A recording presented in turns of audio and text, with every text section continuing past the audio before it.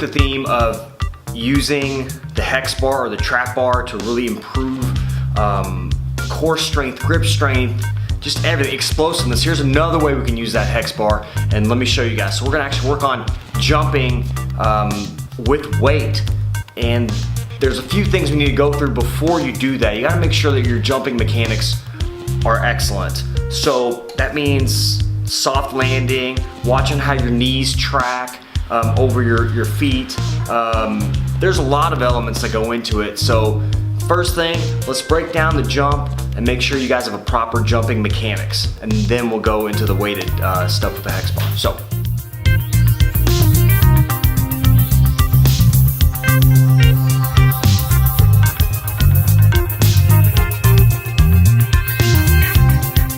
I'm loading up through the hips, knees, and feet, engaging through my glutes. Now as I jump, reach up, obviously like you were going for a rebound or something. So the key here is on the landing, and you want to be soft with the landing. Kind of land on your midfoot, and then down to your heels, and let your legs and knees and hips kind of take the absorption of the shock. So as I jump, I land nice and soft. Now the key here is watching my knees. So the way injuries happen a lot of times, if you land awkward, land a certain way, or land when your knees collapse in, this puts a lot of pressure on your knees, shuts off your glutes and your hip muscles so they're not able to engage, puts a lot of strain on your knees, ligaments on the inside, MCLs, puts strain on the meniscus. So terrible way to land, so you gotta make sure you work on those landing mechanics. So first thing, if you can, work on your landing mechanics. Jumping, landing soft. Drive through your toes, knees, hips, core. Use your arms for momentum, jump, land. So when I land, you can see I'm landing soft into it from my toes down to my heels, not letting my knees collapse. That's allowing me to use my glutes and my quads and my hamstrings, all these muscles, to kind of help control my descent. One more time.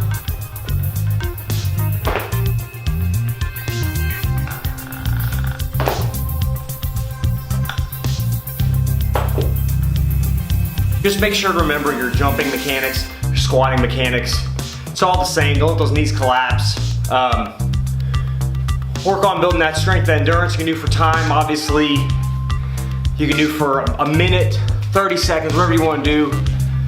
Add these into your protocol for strengthening, explosiveness. So these are probably some exercises that I would do if I'm gearing up towards a tournament, a match, competition of some sort, because you really want to get those fast twitch muscle fibers activated. You want to make sure you're building that explosiveness. You know, initially working on strength and range of motion, just isolated movements, then start working on more, you know, jiu-jitsu specific movements, competition specific movements, obviously drilling. But then adding this is one of those areas that helps build explosiveness. If you're working on a takedown, exploding in to close the distance, just having really good power and drive through your legs. If you're kind of pinning somebody down, going through a bullfighter, or going through like a shoulder pin pass, these are all great things to do. So just another way to build strength, endurance, explosiveness.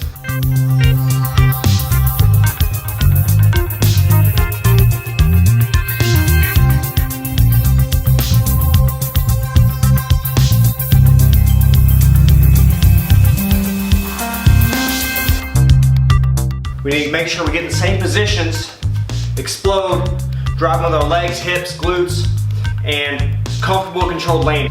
Get in a good position.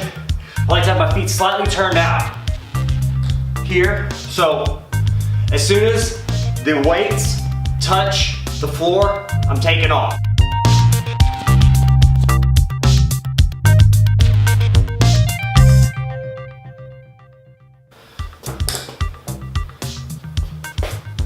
So we're getting a little bit lower now with our squat and with our jump, coming up from a lower position.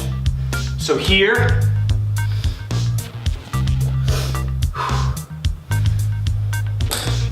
jump, land nice and soft, Burns up your hips and legs. Whew, I'm tired. JiuJitsuTherapist.com. Thanks to Luda Gear for the grip tape. It's working out awesome with all my working out stuff. So thanks guys. Enjoy these exercises.